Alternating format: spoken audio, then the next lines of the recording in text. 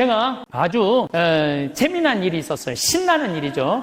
잠비아에 이제 우리 치과 의사들이 이번에도 1,400명 환자를 봤어요. 안과 의사 2분, 치과 의사 9분이 환자를 1,400명을 봤어요. 일주일에. 어마어마하게 환자를 봤죠. 근데 이제 그 의사 4년째 나 따라다니는 의사가 나 가기 전에는 맨날 신부님 나 비행기에서 떨어져서 죽었으면 좋겠어요. 차가 와서 쳐서 죽었으면 좋겠어. 그랬던 의사예요. 근데 잠비아 봉사활동 가면서부터 사는 게 즐거운 거야. 내 걸 나누니까 자기 존재의 의미가 있는 거예요. 근데 이 의사가 참 돈을 많이 버는 의사예요. 그런데 왜 죽고 싶으냐? 건물은 큰 걸 사놓고 그 빚을 해대느냐고. 화장실 가는 게 아까웠고 물을 안 마셔. 오줌 누는 시간이 아까웠고 진료 시간이. 그러니까 사는 게 즐겁지 않은 거죠. 여러분들 인생에 정말 힘든 게 뭔지 아세요? 확장 이전이에요. 여러분들 괜히 아파트 20평에서 40평 넓혀가는 거, 장사 잘 되는 가게 10평에서 40평 넓혀가는 거 다 고통의 시작이야. 그냥 있는 데서 살아요. 뭐하러 확장 이전을 해. 행복하지 않았던 거야. 근데 잠비아를 떠나면서부터 사는 게 즐겁기 시작한 거예요. 그리고 내가 얘기했어요. 인생은 화장실도 안 가고 진료하는 게 인생이 아니야. 먹고 마시고 노는 게 인생이야. 제발 먹고 마시고 놀아. 그랬더니 그때부터 먹고 마시고 놀기 시작하는 거예요. 일주일에 이틀 과감하게 놀고 1년에 성지순례 10일 나 따라가고 성지순례 다른 데 또 가고 호주 의사들 같이 여행 다니고 1년에 40일을 놀아요. 40일을. 무지하게 노는 거예요. 그러니까 그 조카가 이제 군대 갔다 와서 아르바이트 하면서 그렇게 노니까 이모한테 그렇게 물어보더래요. 이모, 이 치과 월급은 나오는 거야? 이렇게 물어보더래요. 그런데 내가 물어봤어요. 그렇게 먹고 마시고 놀면서 진료할 때랑 화장실도 안 가고 진료할 때랑 어느 때 돈을 더 많이 버느냐? 그랬더니 요즘이 훨씬 많이 번대요. 그리고 세무서에서 연락 왔대요. 돈이 너무 많이 벌려갖고 세무조사 나올 테니까 직원들하고 또 어디 놀러 가라고. 그래서 이제 다음 달에 어디 정동진인가 직원들 데리고 놀러 간대요. 여러분들 집에서 청승 떨고 아무것도 안 마시고 지립대 일만 한다고 돈이 벌려지는 게 아니에요. 먹고 마시고 놀 때 돈도 많이 벌리는 거예요. 우리 생태마을 요즘 다 망한다고 그러잖아요. 우리 생태마을은 작년에 매출액이 45억이었는데 올해 50억이야. 50억. 얼마나 청국장 가루 깻잎 많이 팔리는지 몰라요. 하루에 2천만 원씩 팔려. 하루에 2천만 원씩 요즘. 내가 사장인데 내가 사장이 뭐 할 것 같아? 맨날 먹고 마시고 노는 거야. 맨날 먹고 마시고 노는 거야.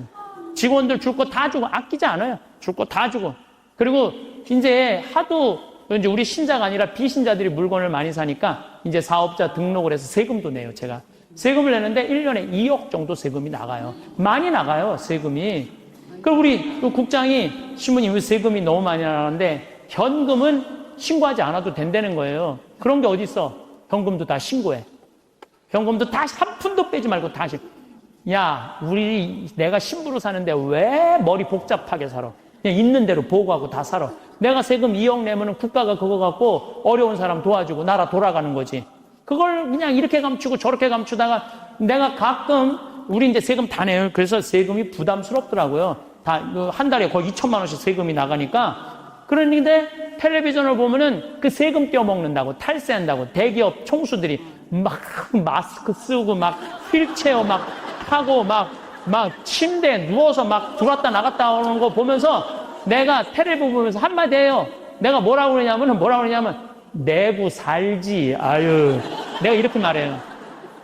내고 살면 되지. 뭘 그렇게 돈이 많은데 그걸 그냥 돈을 아낀다고 나라 돈 빼먹어가면서 어려운 사람 나눠주는 거 빼먹어가면서 세금 내는 것도 내가 보기엔 자선이에요.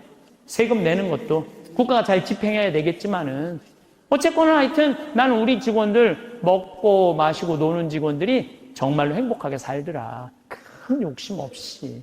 악다구니 같이 K 미르 이건 악다구니예요. 그 돈 없는 기업들한테 그 돈 뺏어가는 건 그건 악다구니 아니에요?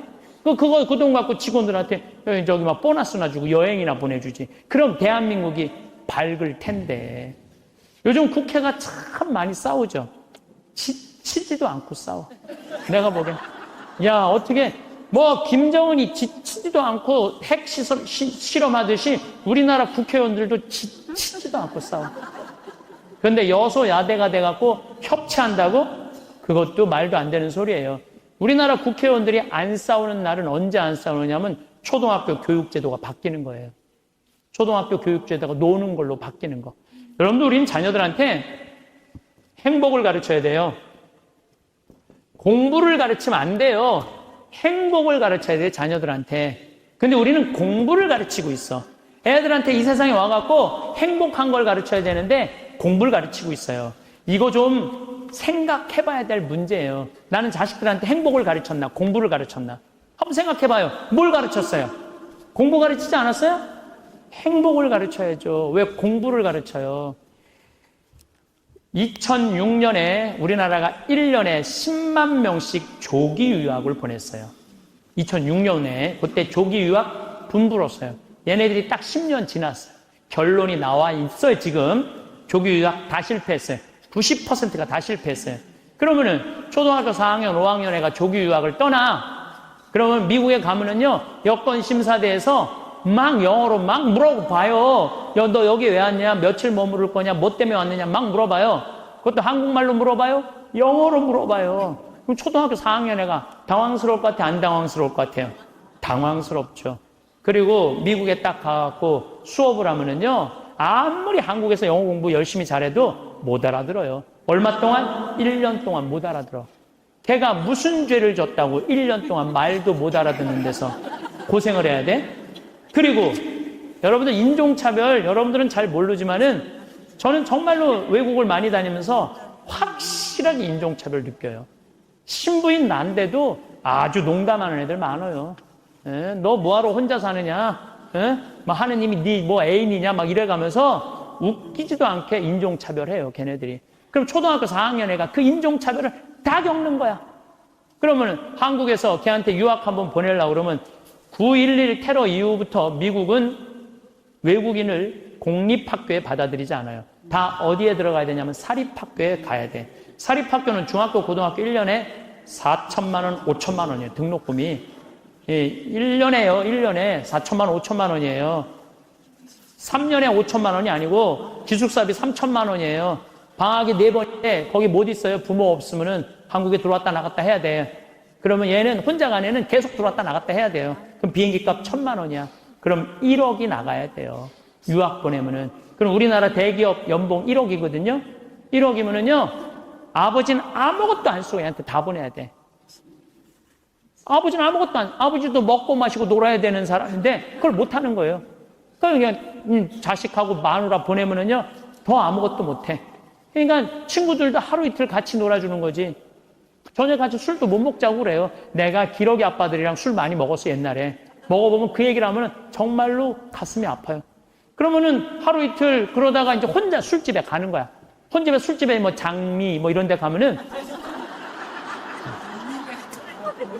그 아가씨가 아유 사장님 외로워 보여 이렇게 말하면은 내 마음을 알아주는 여자는 이 여자밖에 없구나.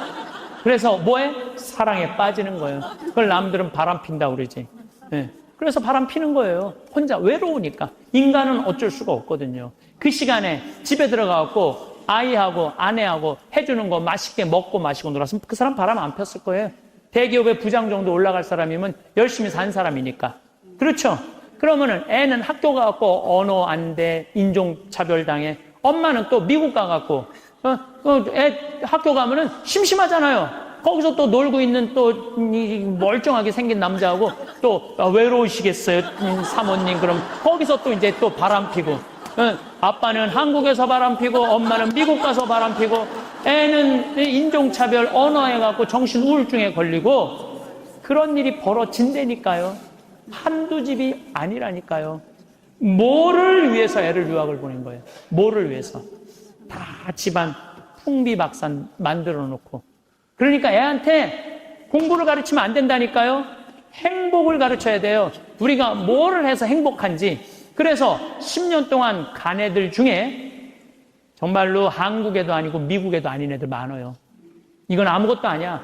대학 졸업하고 유학을 가면요, 얘 심지라도 있어요. 대학 졸업해서 유학 가는 애들 근데 초등학교, 중학교 때 가는 애들은 심지도 없는 애들이야. 내가 한국인지 미국인인지 구분도 안 되는 애들이야.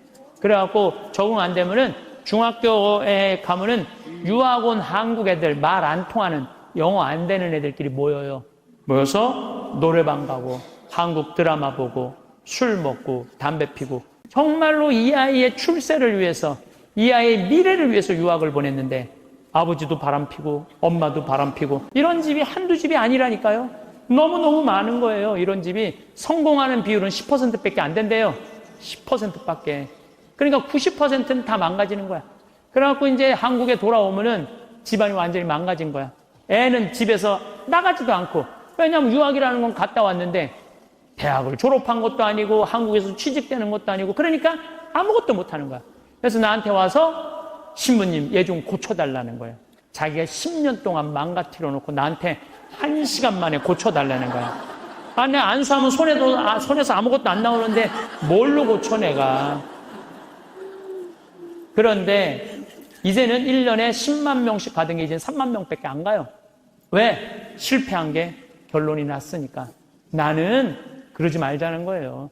그 1년에 1억씩 유학비 보낼 돈이 있으면 그 돈 갖고 한국에서 엄마, 아빠, 자식이랑 행복하게 먹고 마시고 놀으라는 거예요. 그럼 이 집은 깨지지도 않고 애는 아주 건강하게 자랄 거예요. 우리가 아주 중요한 거를 놓치고 있는 거예요. 별거 없어. 인생이 뭐 그렇게 복잡해? 그리고 여러분들 출세, 그것도 해봐야. 난 텔레비전 보면서 출세하는 거 한맛도 안 부러워요. 뭐 민정수석 무슨 수석들 지금 그게 사람 사는 거예요? 저런 모습이? 차라리 그 자리에 안 가면은 거짓말도 안 할 거 아니에요. 그 자리에 가면 어쩔 수 없이 거짓말하고. 어떻게 보면 여러분들이 훨씬 행복한 분들이에요. 여러분들은 거짓말 일이 뭐가 있어? 누가 돈을 갖다 줘야지 안 받았다고 그러지. 누가 돈을 갖다 줘야지 안 받았다고 그러지. 네, 참. 자, 그렇다면은 30살에서부터 60살은 행복하냐, 대한민국에? 자, 이 30살에서부터 60살은 저는 인생의 황금기라고 생각해요. 여러분들, 여행은 가슴이 떨릴 때 가야지 다리가 떨릴 때 가면 안 된다니까요. 근데 이때 가야 될 때야. 가야 될 때야. 그런데 자식 공부시킨다고, 자식 출세시킨다고 나는 안 먹고 안 마시고 안 놀아. 30년 동안 그랬어. 그럼 이 사람은 30년 동안 껍데기 인생을 산 거예요. 자기 인생 산 거 아니에요. 자식만을 위해서 살았다고. 나는 자식 하나 잘 되면은 엄마의 기쁨이라고 그러는데, 그것도 옛날에 45, 46까지 살 때 얘기예요. 이제 여러분들 120살 살면은요, 자식이 90이 돼버려요. 그 자식 출세하는 거 여러분들 행복하고는 아무 상관이 없어요. 70살, 80살 된 자식하고 90살, 100살 된 여러분들하고 아무 상관이 없어요. 어떤 아버지가 딸을 공부를 잘 가르쳐놨어. 서울대학을 졸업하고 삼성에 취직을 했어. 근데 이 딸이 잘난 척하고 남자 알기를 우습게 알고 시집을 한 거고 혼자 사는 거야. 아버지는 딸이 시집 가갖고 손자도 좀 안겨주고 좋은데 시집 가갖고 자기 호강도 시켜주기를 바랬는데 이게 혼자 사는 거예요. 설날 왔어, 딸이. 그래서 아버지가 한마디 해요. 너 뭐가 부족했어? 시집 안 가고 혼자 살고 있느냐고. 제발 시집 좀 가라고. 네가 학벌이 부족하냐, 미모가 부족하냐, 뭐가 부족한데 시집을 안 가냐고. 그랬더니 딸이 아버지를 보고 한다는 소리가, 아버지 답답한 소리 하지 말라고. 요즘 시집 가는 게 얼마나 힘든 줄 알아요? 뭐가 힘들어? 넌 부족한 거 없어. 다 갈 수 있어. 그랬더니 아버지 한심한 소리 하지 말라고. 아버지 대통령도 못 간 시집을 내가 어떻게 가? 생각해보니까 대통령도 시집도 못 가고, 시집만 못 가. 요즘 아주 그냥 처지가 아주 곤궁하게 됐잖아요. 뭐 그래 또 아버지가 질 수가 있어? 그래서 한마디 더 해요.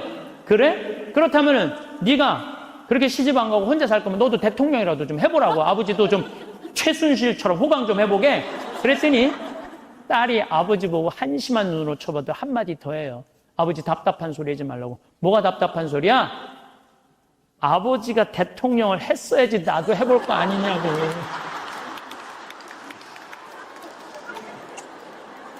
여러분들, 자식을 대통령 만들고 싶으면요, 여러분들이 먼저 대통령이 돼야 돼요.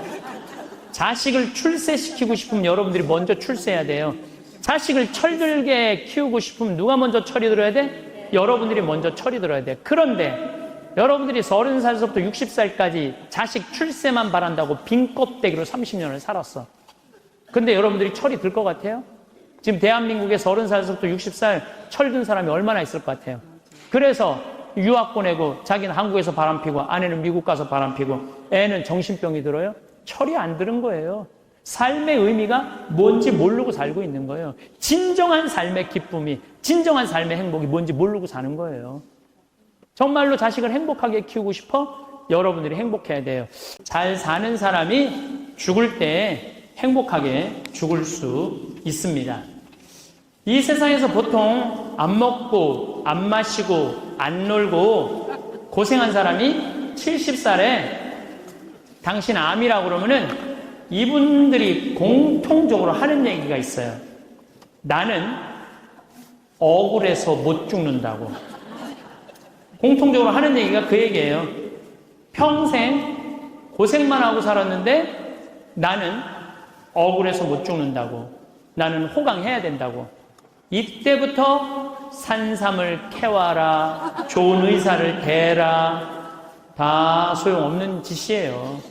그러니까 암 걸리기 전에, 당신 죽는다는 얘기하기 전에 이 삶을 만끽하고 삶의 기쁨 속에서 사실 필요가 있다는 겁니다.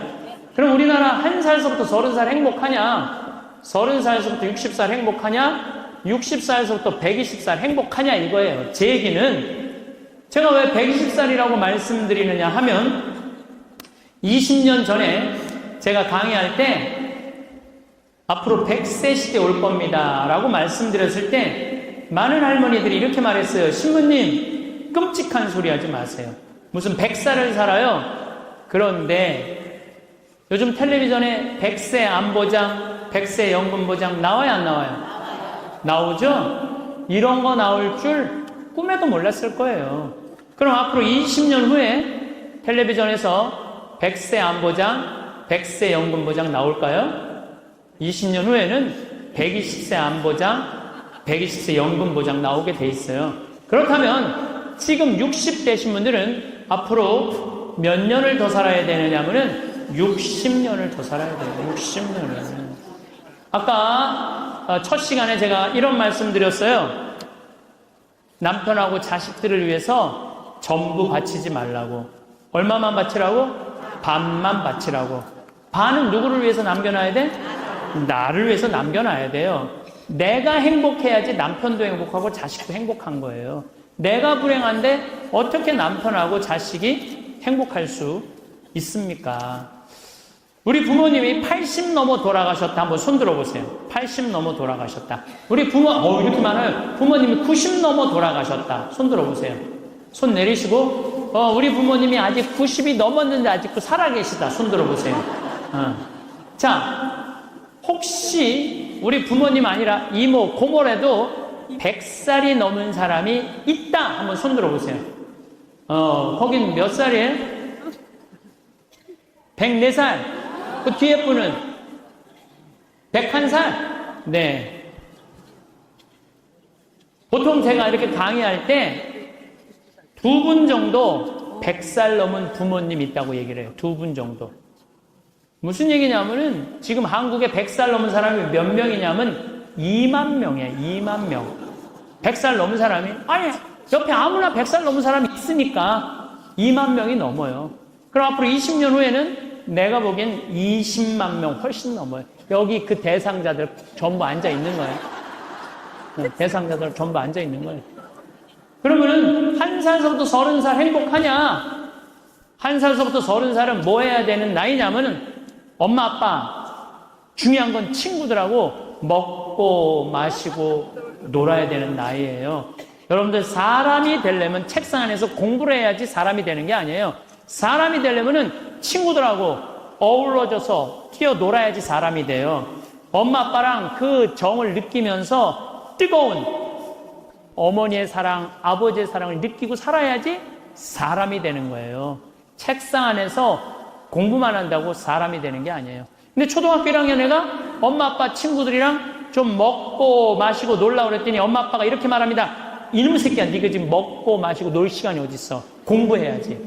초등학교 1학년 애가. 제가 한동안 영어학원을 다녔어요. 잠비아 이제 가느냐고. 영어학원 이제 지하에다 주차를 해놓고 1층에 애들이 타요. 애들이 타면 초등학교 애들이 타는 거죠. 영어학원 온다고 타는데 요만한 애가 가방을 2개를 매요. 앞에 하나, 뒤에 하나. 내가 물어봐요. 너 몇 학년이냐? 초등학교 1학년요. 그래요. 이거 가방을 왜 2개냐? 이거 학교 가방, 이거 학원 가방. 딱 그래, 애들이. 또 요즘 애들 중에 내가 너무 놀란 애들이 있어. 들어올 때 보면은 가방 안 메고 와요. 여행용 캐리어를 끌고 들어와. 여행용 캐리어를. 네, 캐리어를 끌고 다니는 애도 있어요. 보면은. 이거 초등학교 애가 학원을 13개까지 다니는 애를 봤어요. 얘는 엄마 아빠 친구들이랑 먹고 마시고 놀 시간이 없는 애예요. 중학교 올라가면은 자율학습 해야지, 보충학습 해야지, 학원 다녀야지. 엄마 아빠랑 먹고 마시고 놀 시간이 어딨어. 얘는, 인간은요, 언제 행복하냐면은 먹고 마시고 놀 때 행복한 거예요. 이거는 내가 요즘 인문학 교수들 얘기를 들어보면 결론은 그거야. 먹고 마시고 놀 때 행복하다고. 근데 너는 나중에 행복해. 넌 지금 나중에 행복하려면 지금 먹고 마시고 놀지 말어. 그래갖고 먹고 마시고 놀지 못하게 해요. 그럼 너 서울대학 가서 먹고 마시고 놀아. 그럼 우리나라 서울대학 가는 애들은, 공부하는 애들의 0.5%만 서울대학을 가요. 99%는 서울대학 못 가요. 99%는 가지도 못할 서울대학 때문에 20년 인생을 다 날려버리는 거예요. 얘네들은 먹고 마시고 놀지 못하는 거예요. 그래서 얘네들 안에 뭐가 없느냐면 기쁨이 없어요. 얘네들 안에 뭐가 없느냐면 행복이 없어요. 친구가 있어야지 사람은 행복한 거예요. 친구가 없는 사람은 판단력이 떨어지게 돼 있어요. 친구가 없는 사람은 정보가 취약할 수밖에 없어요. 그 부모로부터 받은 후광 외에는 아무것도 없었던 거예요. 지금 와서 보니까. 여러분들 자식들도 정말로 답답하게 키우고 싶으면은 계속 학원 보내면 돼요. 예. 그러면은 우리 대통령 같은 모습으로 나중에 변할 거예요. 그러니까 제일 중요한 거는 먹고 마시고 노는 거예요. 그럼 얘가 30년 동안 30살 이후부터 너 행복해야 돼. 그 30살부터 얘가 삼성에 취직해갖고 행복할 수 있다고 생각하세요? 우리말에 이런 말이 있어요. 먹어본 놈이 먹고 놀아본 놈이 논다고. 먹고 마시고 노는 것도 아무나 먹고 마시고 노는 게 아니에요. 먹고 마시고 놀 줄 모르면은 얘는 나중에도 행복할 수가 없어요. 우리 생태 마을은 직원이 40명이에요. 40명. 40명인데 우리 생태 마을은 정말로 대우가 좋아요. 뭐 첫 월급이 210만 원이니까. 첫 월급 210만 원, 조금만 뭐 한 1년, 2년 근무하면 230, 40, 50, 뭐 대리급만 돼도 300, 과장급도 한 350, 부장급만 되면 400이에요. 웬만한 회사 못지 않아요. 예, 보너스도 많이 줘요. 보너스도. 그리고 4년 전에는 우리 직원들 전부 데리고 유럽 여행 갔다 와서 1억 들여서, 직원들 1억 들여서, 이번 내년에도 1월 달에 호주, 뉴질랜드 1억 들여서 또 데리고 가. 나는 직원들한테도 나중에 잘 안 해줘요. 언제 잘해줘? 지금 잘해줘. 지금. 잘해주려면 지금 잘해줘. 예.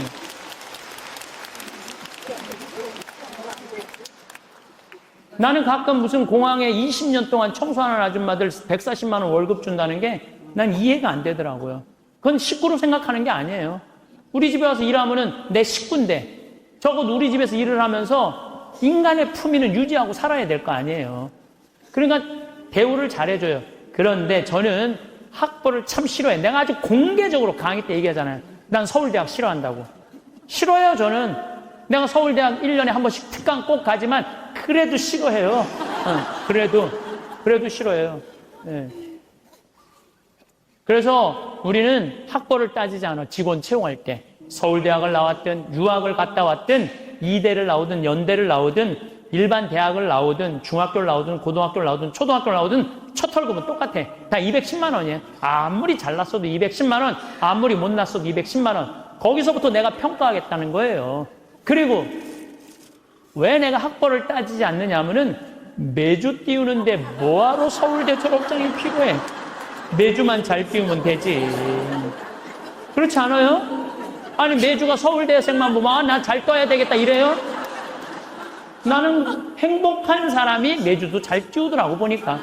이번에 우리 생태마을에서 깻잎을 4.5톤을 땄어요.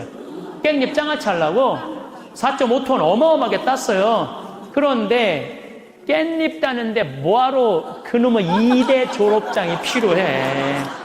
그냥 그 2대가 뭐라고 그 온 나라를 뒤집어 가면서 2대 집어넣어갖고 참 웃기지도 않아. 우리는 깻잎 따는데 2대 졸업자 필요 없어. 뭐만 잘하면 돼? 깻잎만 잘 따면 돼, 깻잎만. 그런데 우리 생태마을에 이렇게 대우가 좋고 나는 나름대로 어제도 제가 새벽에 부모님하고 좀 어디를 좀 갈 일이 있어갖고 새벽 4시에 집을 나오는데 별이 이게 여러분들하고 같이 나누고 싶어. 근데 새벽 4시에 평창에 있어야 돼, 그 시간에. 얼마나 영롱하고 아름다운지 참 좋아요.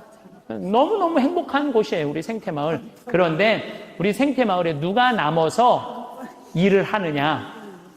가만히 봤더니 이제까지 200명도 더 왔다 가고 이력서도 이렇게 쌓여 있어요. 취직하겠다고.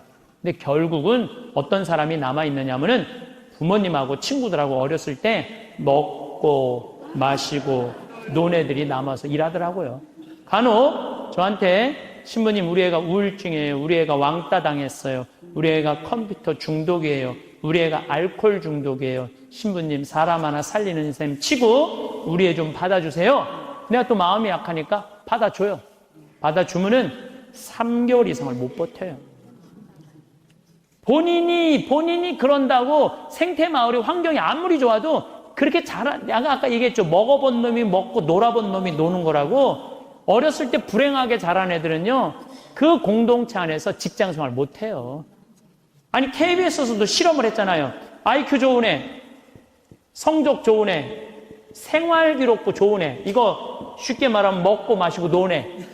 초등학교 6학년 때 요 성적표를 가지고 30년 후에 추적을 해봤어요.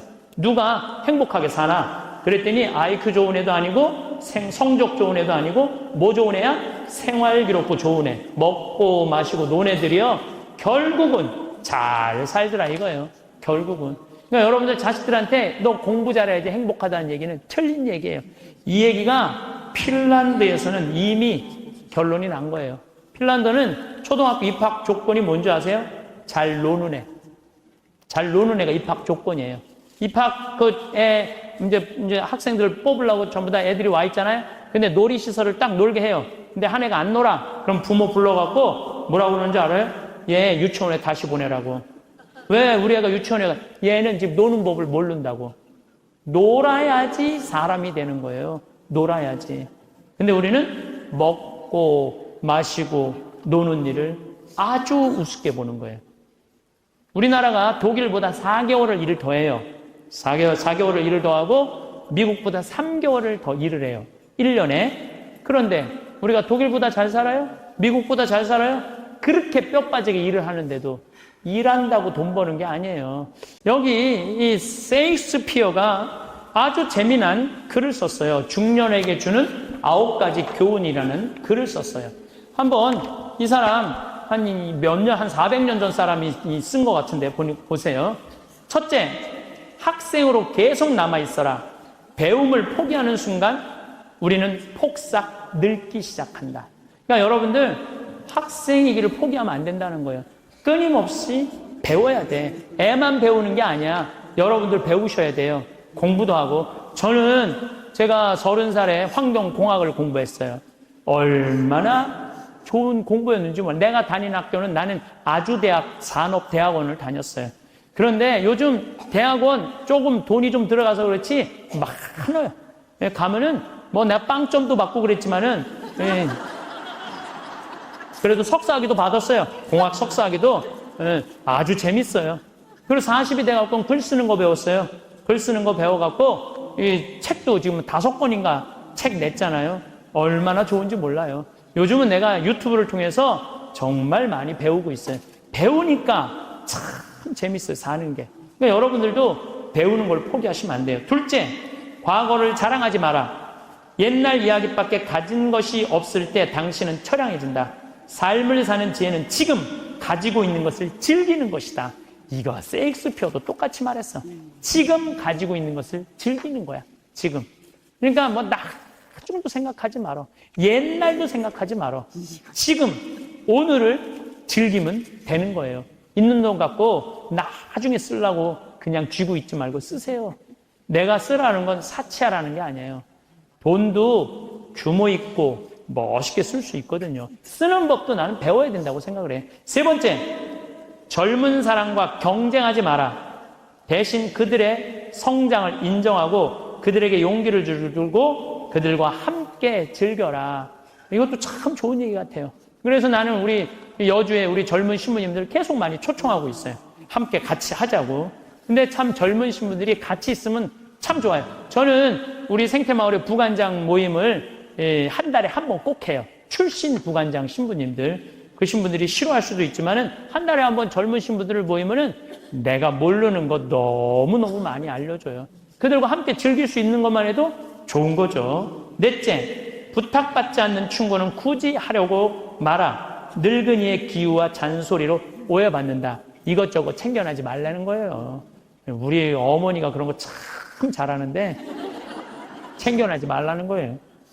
다섯째, 삶의 철학으로 삶을 철학으로 대체하지 말아라. 삶을 살으라는 얘기예요. 로미오가 한 말을 기억하라. 철학이 줄리엣을 만들 수 없다면 그런 철학은 지워버려라. 삶을, 현실을 살으라는 얘기예요. 괜히 개똥 철학하지 말고. 여섯째, 아름다움을 발견하고 즐겨라. 약간의 심리적 추구를 게을리하지 말아라. 그러니까 제가 이번 주 이선이 대전 공연이에요. 서울에 공연을 보니까 없더라고. 우리 평창은 대전이나 서울이나 거리가 똑같아. 그래서 이제 대전으로 가는데 나이를 먹으면 먹을수록 공연도 많이 가요. 저는 여기 삼성 여기 뭐 스퀘어인가 여기 공연 많이 와요. 예술의 전당도 많이 와요. 많이 와야 1년에 많이 온다고 그래. 1년에 두세 번이야. 그 두세 번이라도 공연을 즐길 수 있으면 삶이 굉장히 풍요로워지더라고요. 또 일곱째, 늙어가는 것을 불평하지 마라. 가엾어 보인다. 몇 번 들어주다 당신을 피하기 시작할 것이다. 나 늙은 거 자랑하지 말라는 거예요. 그것도 맞는 얘기 같아요. 늙은 거 누가 뭐 알아주기는 해요. 아무도 안 알아주죠. 나이 먹은 거 자랑 아니야, 내가 보기에는. 그리고 나이를 먹으려면 곱게 먹어야 돼.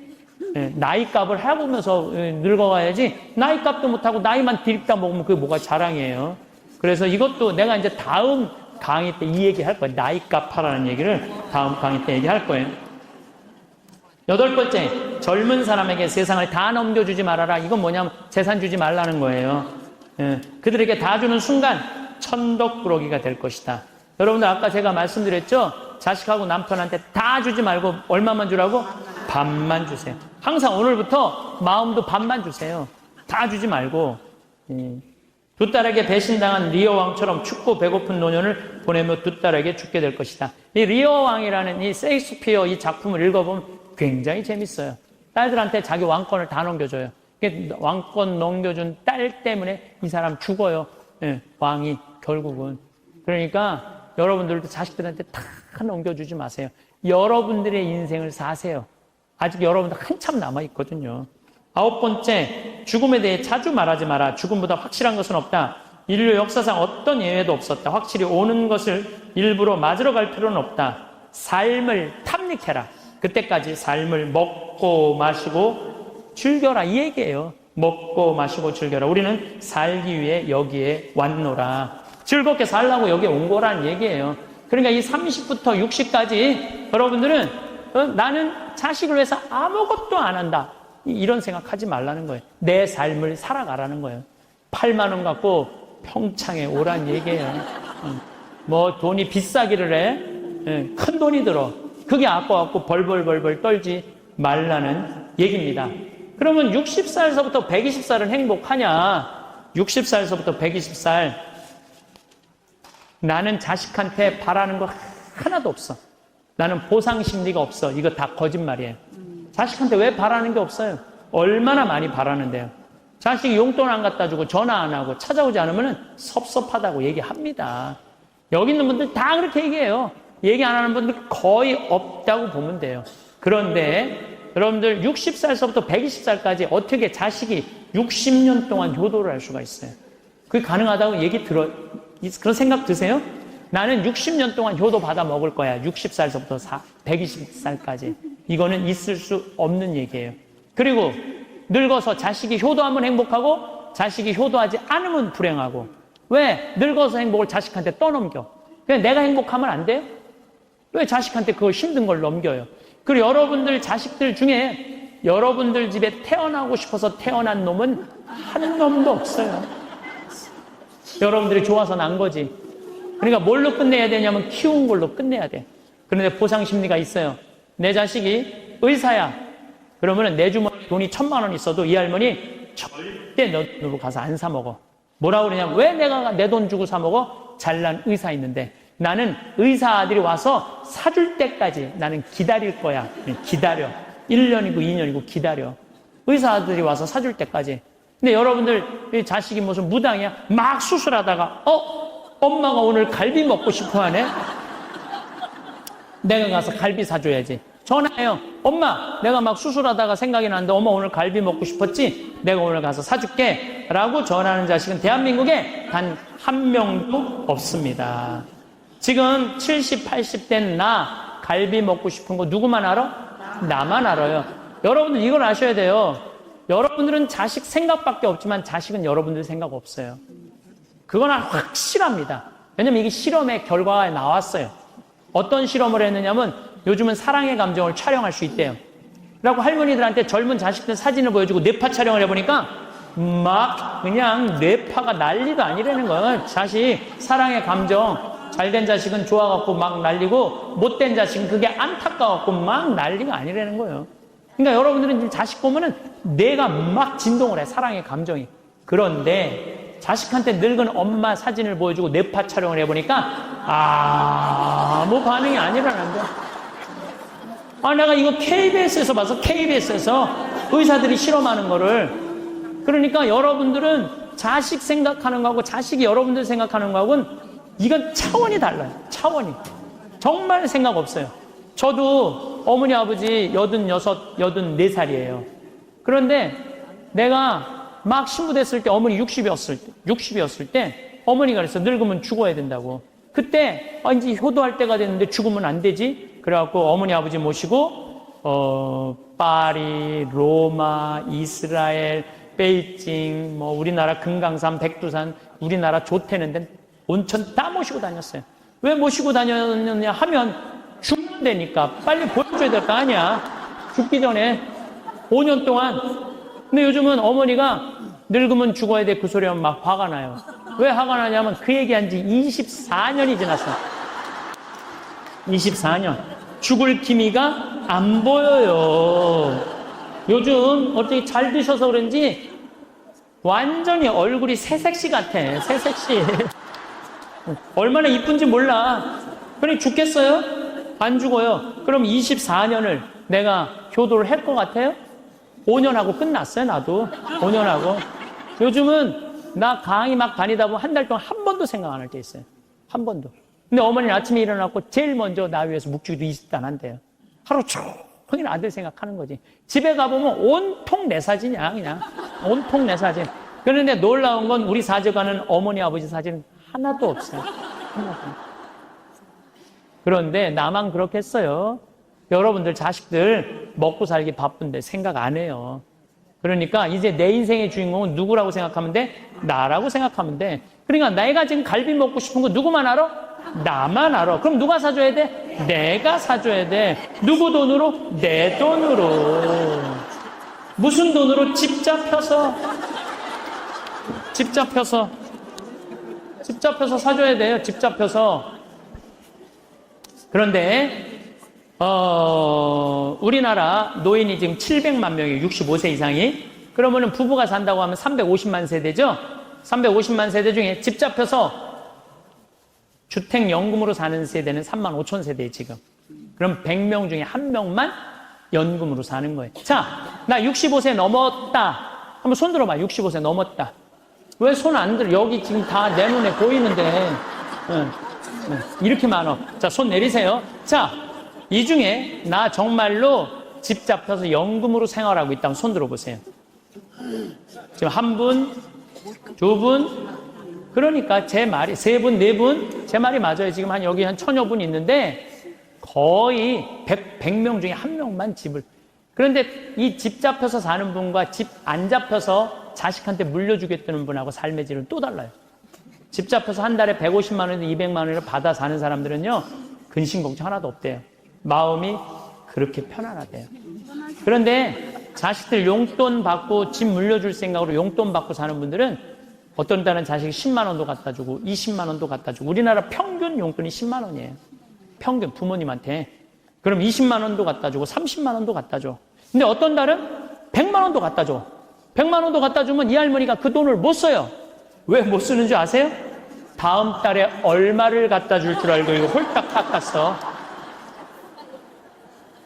그러니까 계속 불안하게 사는 거야. 계속. 그럼 늘 불만 속에서 사는 거야. 내 인생의 주인공은 난데. 남한테 계속 기대고 사는 거예요. 그러시지 마세요. 내 강의를 듣고 정말로 당신 스스로 갈비를 사 먹으러 간 할머니들이 나한테 편지 많이 해요. 또 찾아도 많이 와요. 신부님 말대로 내 돈으로 사 먹어보니까 인생이 바뀌더래요. 어떻게 바뀌느냐면 더 이상 자식 기다리지 않게 되더래요. 그리고 더 이상 원망하지 않게 되더래요. 더 이상 섭섭한 거 없더래요. 그냥 내 돈 갖고 내가 사 먹으면 되지. 대신 너는 나한테 재산 끝이야.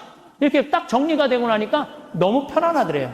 그리고 남은 인생은 내가 책임질 수 있겠다라는 자신감이 생기더래요. 그래서 너무 감사하다고. 너무너무 감사하다고. 아니, 그 할머니 중에 내 강의에 딱 맞는 할머니 한 분 오셨어. 여기 여의도에 사는 분인데 개신교 다니는 분이야. 순복음교회 다닌대요. 빌딩이 3개가 있대. 우리 집에 왔는데 하여튼 에쿠스 900인가 리무진인가를 타고 왔는데 어마어마하게 좋은 차를 타고 왔어요. 예, 에쿠스가 아니라 제너시스. 기사를 대갖고 왔어. 근데 그러는 거예요. 신부님, 내가 40에 혼자 돼갖고 아들 셋을 키웠다는 거. 신부님 말대로 의사, 교수, 사장이라는 거예요. 근데 2년 전까지는 내가 너희들 그렇게 키웠는데 왜 나 한번 안 찾아오느냐. 맨날 원망했대요. 근데 어느 날 갑자기 내가 그러더래요. 늙어서 갈비 먹고 싶으면 지 돈으로 사 먹으라고. 왜 자식을 기다리느냐고. 근데 자기 돈으로 사 먹어보니까 더 이상 안 기다려지더래요. 섭섭한 거 없더래요. 그리고 사는 게 너무너무 즐겁더래. 내 자식하고의 이런 관계를 끊고 내 삶을 살다가 보니까 걸리는 게 하나도 없대. 그러니까 여러분들도 그렇게 사셔야 돼요. 언제까지 자식하고 엉겨서 그걸 살 수 있다고 생각하세요? 그냥 내 인생의 주인공은 나야. 내가 알아서 살아야 돼. 그래서 여러분들의 인생을 꼭 사시기를 바랍니다. 우리는 살면서 언제부터인가 행복을 다른 곳에서 찾으려 합니다. 아이들이 좋은 대학에 들어가고 좋은 직장을 구하고 결혼을 잘하면 그때서야 마음이 편할 거라고 생각합니다. 통장 잔고가 늘어나고 집이 커지고 남들이 부러워할 만한 무언가를 가져야만 비로소 행복해질 수 있다고 믿어왔지요.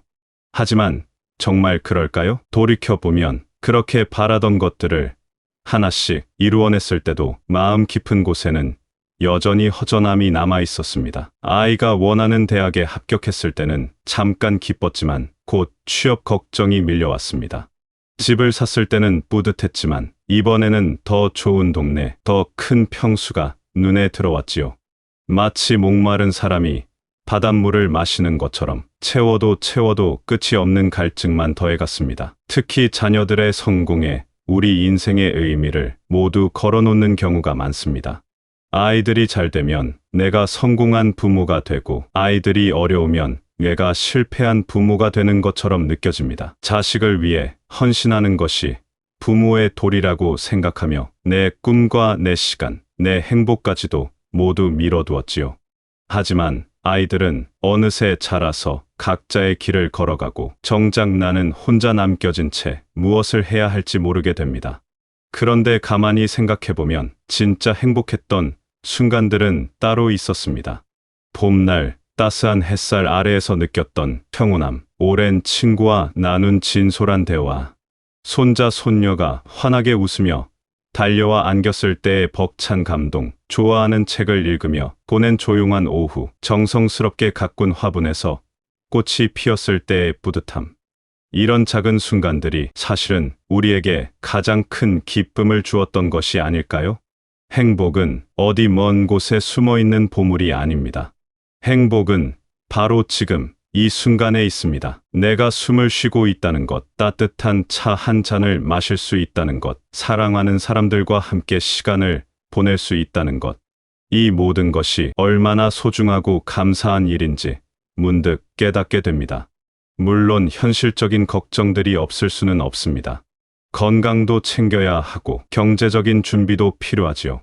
하지만 이런 것들에만 마음을 빼앗겨 정작 중요한 것을 놓치고 있는 것은 아닌지 돌아볼 필요가 있습니다. 우리가 진정 원하는 것은 남들에게 보여주기 위한 겉모습이 아니라 내 마음이 평안하고 만족스러운 하루하루가 아닐까요? 이제는 다른 사람의 눈치를 보며 사는 것에서 벗어나도 좋을 때입니다. 자녀가 부모의 기대에 부응하며 살아야 한다고 생각했다면 이제는 그 자녀들도 자신만의 인생을 살아갈 권리가 있다는 것을 인정해야 합니다. 그리고 나 역시 나만의 방식으로 행복을 찾아갈 권리가 있다는 것을 받아들여야 하지요. 진정한 행복은 거창한 성취나 남들의 인정에서 오는 것이 아닙니다. 오늘 아침에 마신 커피 한 잔의 향기에서, 창밖으로 보이는 하늘의 구름에서, 오랜만에 들은 좋아하는 노래에서 찾을 수 있습니다. 행복은 우리가 만들어가는 것이고 우리 안에 이미 있는 것입니다.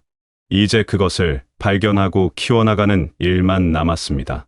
배움과 성장의 자세, 나이가 들수록 이제 배울 것도 없고 새로울 것도 없다 말하는 분들을 종종 만납니다. 마치 인생의 모든 것을 다 경험해봤고 더 이상 놀랄 일도 없을 것처럼 말하지요.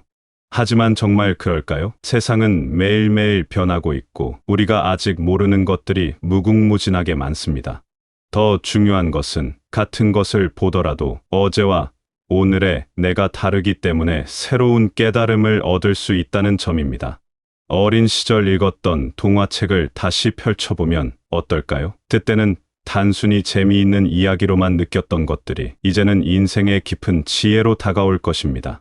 젊었을 때 스쳐 지나갔던 길을 다시 걸어보면 그때는 보지 못했던 작은 꽃들과 나무들이 눈에 들어올 것입니다.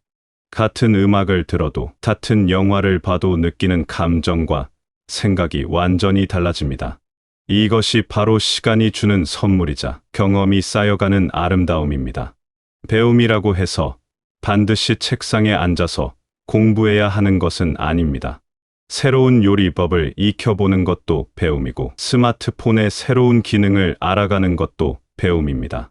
손자, 손녀와 함께 놀면서 요즘 아이들의 세계를 이해해보는 것도 소중한 배움의 시간이지요. 이웃과 나누는 대화에서도, TV 프로그램을 보면서도, 마트에서 장을 보면서도 새로운 것들을 발견할 수 있습니다. 특히나 요즘처럼 빠르게 변화하는 세상에서는 젊은 사람들에게서 배울 것이 참 많습니다. 그들의 새로운 아이디어와 신선한 관점은 우리에게 큰 자극이 됩니다. 물론 우리가 가진 경험과 지혜도 소중하지만 그것만으로 고집을 부릴 필요는 없습니다. 내가 살아온 세월이 얼마인데 라며 자존심을 세우기보다는 그런 방법도 있구나 하며 열린 마음으로 받아들일 때 삶이 더욱 풍성해집니다. 하지만 여기서 중요한 것은 무작정 새로운 것만 쫓아갈 필요는 없다는 점입니다. 나에게 맞는 속도로 나에게 필요한 것들을 골라서 배워가면 됩니다.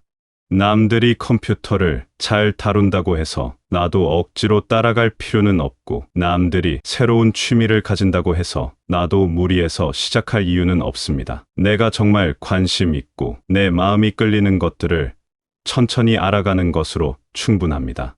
과거의 경험담을 늘어놓는 것보다는 오늘 새로 알게 된 것에 대해 이야기해보는 건 어떨까요? 예전에 내가 젊었을 때는 말이야로 시작하는 이야기보다는 요즘에 이런 걸 배우고 있는데 라고 말할 때 듣는 사람도 더 관심을 가질 것입니다. 과거는 소중한 자산이지만 그것에만 머물러서는 현재를 놓치게 됩니다. 배움에는 나이가 없다는 말이 있습니다. 정말 그렇습니다. 오히려 나이가 들수록 배움의 즐거움을 더 깊이 느낄 수 있습니다. 젊었을 때는 성과를 내야 한다는 압박감 때문에 조급했다면 이제는 순수하게 배우는 기쁨 자체를 만끽할 수 있습니다. 시험을 보거나 남과 경쟁할 필요도 없고 그저 내가 알고 싶어서, 내가 하고 싶어서 배우는 것입니다. 새로운 것을 배울 때의 설렘을 기억해 보세요. 처음 자전거를 탈 때의 떨림, 처음 요리를 해봤을 때의 긴장감, 처음 피아노 건반을 눌러봤을 때의 신기함, 그런 마음가짐으로 지금도 무언가를 시작해 볼 수 있습니다. 나이는 숫자일 뿐이고 정말 중요한 것은 배우고자 하는 마음과 새로운 것에 대한 호기심입니다. 때로는 실수도 하고 어려워서 포기하고 싶을 때도 있을 것입니다. 하지만 그것 또한 배움의 과정입니다. 완벽하지 않아도 괜찮고 남들보다 느려도 상관없습니다. 중요한 것은 멈추지 않는 마음, 계속해서 성장하려는 의지입니다. 그런 마음가짐으로 살아갈 때 매일이 새롭고 의미 있는 하루가 될 것입니다. 세대 간의 지혜로운 관계, 살다 보면 젊은 사람들과 함께 시간을 보내게 될 때가 많습니다. 직장에서, 가족 모임에서, 동네에서, 그리고 일상의 여러 순간들에서 말이지요.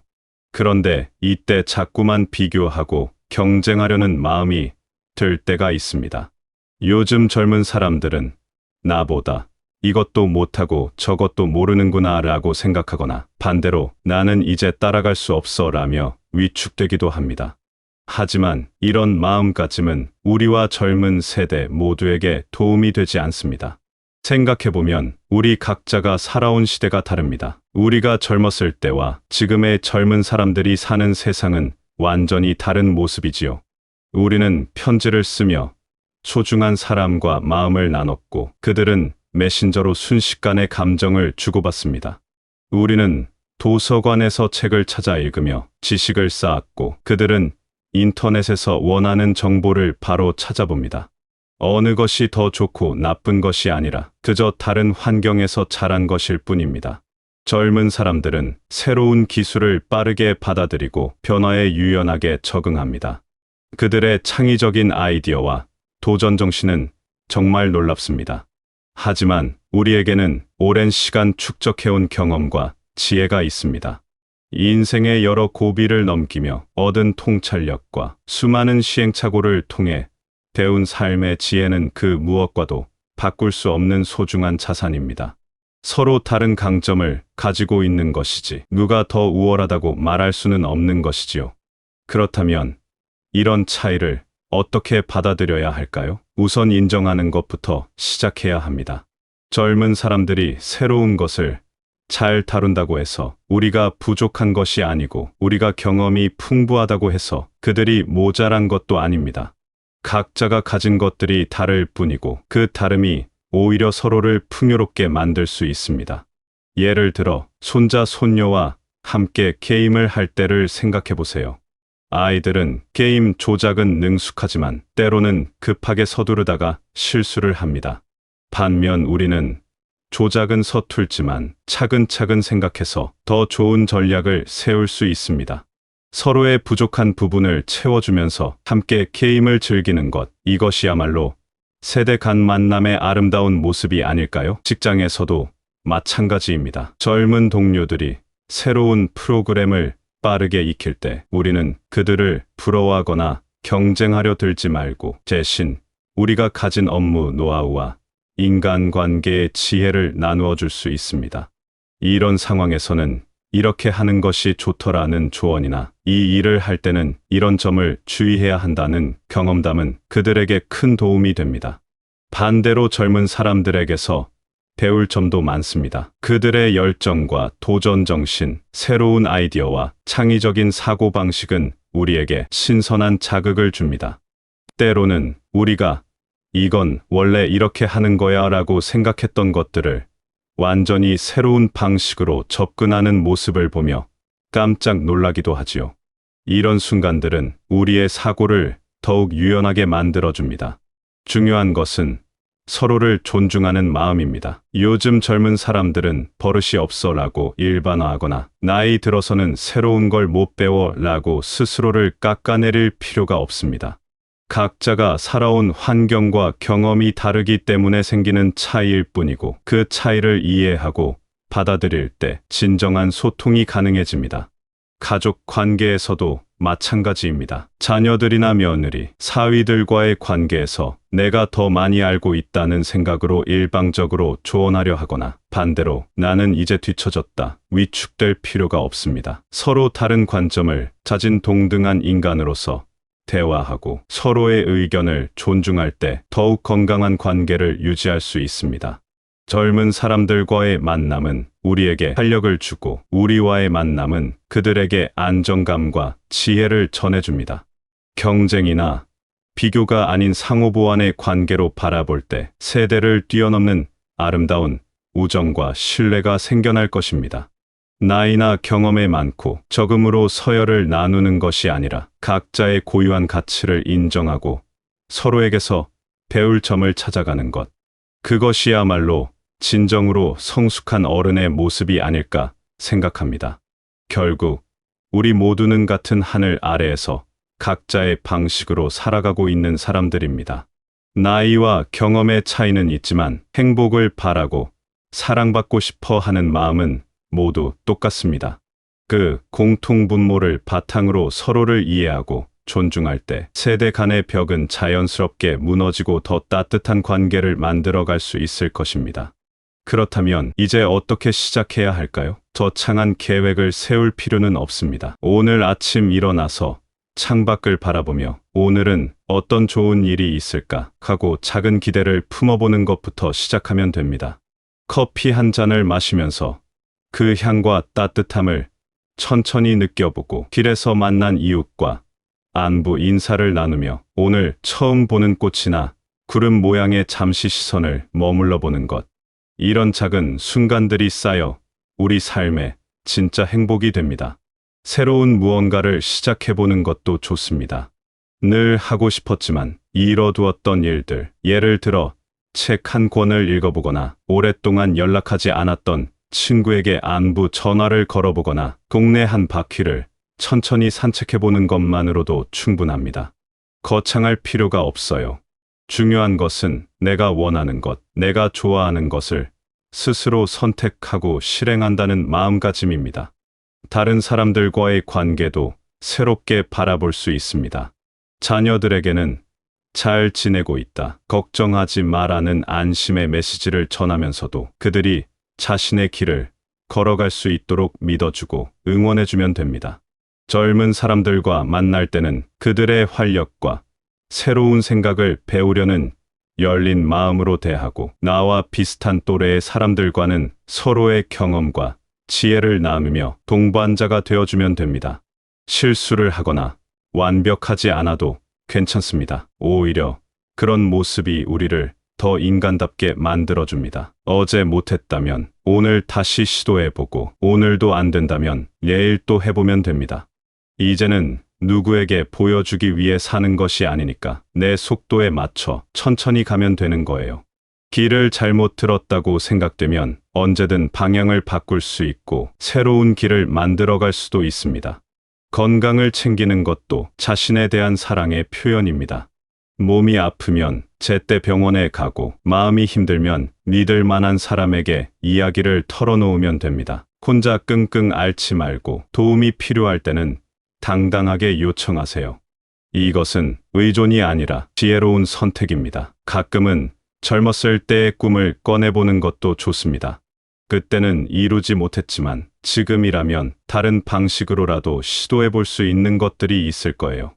화가가 되고 싶었다면 수채화 교실에 나가보고, 여행을 좋아했다면 근처 명소라도 찾아가보고, 요리에 관심이 있었다면 새로운 레시피에 도전해보는 식으로 말이죠. 나이는 숫자일 뿐이고 꿈에는 유효기간이 없으니까요. 무엇보다 자신에게 관대하고 친절해지시길 바랍니다.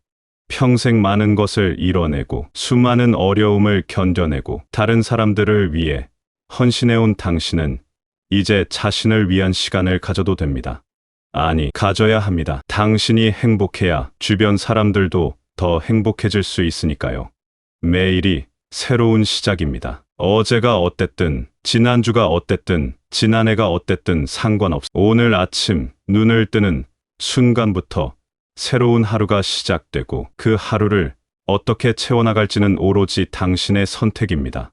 작은 기쁨들을 모으고 소중한 사람들과 시간을 나누고 자신만의 속도로 성장해 나가는 그 모든 과정이 바로 행복한 삶의 모습입니다. 당신의 인생은 아직 끝나지 않았습니다. 아니, 어쩌면 가장 아름다운 장이 지금부터 시작되는 것일지도 모르겠어요.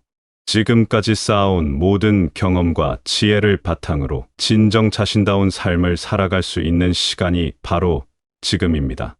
부디 그 소중한 시간을 사랑하고 자신을 사랑하며 매일매일을 감사한 마음으로 맞이하시길 바랍니다.